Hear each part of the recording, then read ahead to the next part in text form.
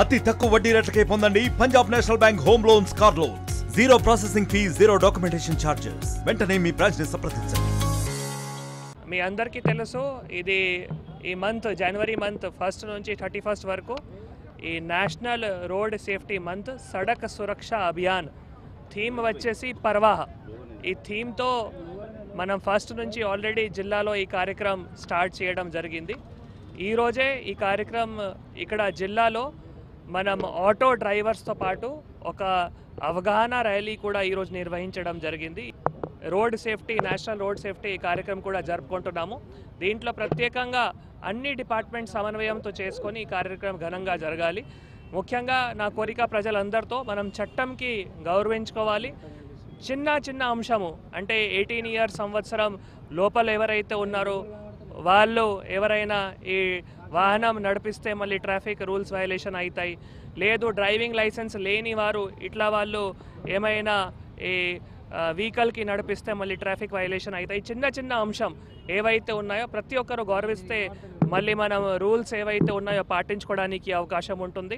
మేజర్గా ప్రభుత్వం నుంచి తెలుగులో కూడా ట్రాఫిక్ మాన్యువల్ కూడా రాబోతున్నాయి. అది కూడా ప్రింట్ ఎలక్ట్రానిక్ మీడియా ద్వారా కానీ తర్వాత యూత్లో కూడా అది షేర్ చేస్తాము.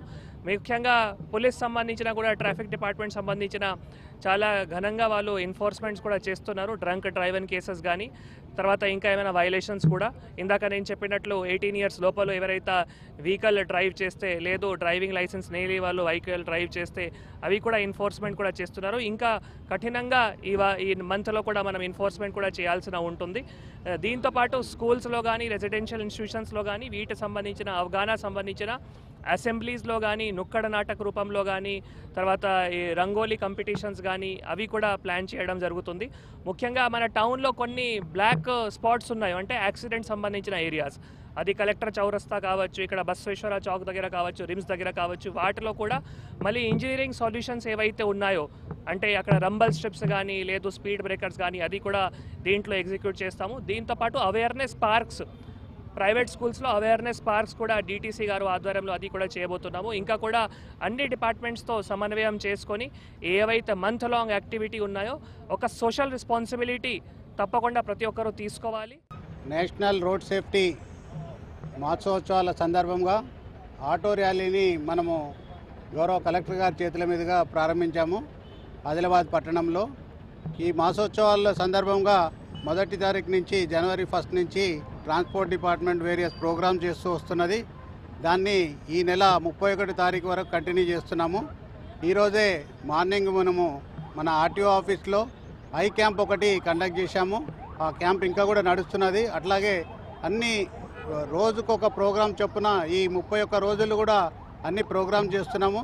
దానికి మాకు పోలీసు వారి సహకారం కూడా ఇస్తున్నారు. డిఎస్పీ గారు కూడా ఉన్నారు మాతో. డిఎస్పీ గారే కాకుండా మేము మా ఇన్స్పెక్టర్సు మా డిటిఓ గారు కూడా రెగ్యులర్గా ప్రోగ్రామ్స్ కండక్ట్ చేస్తున్నారు.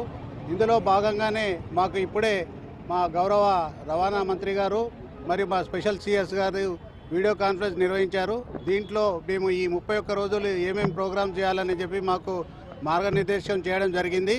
ఇందులో భాగంగానే మేము మా గౌరవ మంత్రి గారు ప్రతి స్కూల్లో ప్రతి ఇంపార్టెంట్ స్కూల్లో కొన్ని స్కూల్స్లలో అవేర్నెస్ పార్క్స్ క్రియేట్ చేయాలని చెప్పారు. అవేర్నెస్ పార్క్స్ తోటి పిల్లల్లో అవగాహన వస్తే, చిన్నప్పటి నుంచే ట్రాఫిక్ మీద అవగాహన వస్తే ఫ్యూచర్లో వాళ్ళే డ్రైవర్స్గా మారుతారు. కాబట్టి రోడ్డు యూజ్ చేస్తారు కాబట్టి వాళ్ళందరూ చేసేటప్పుడు ఏ ప్రమాదాలు జరగకుండా ఉంటుందని చెప్పి మా యొక్క ఉద్దేశము.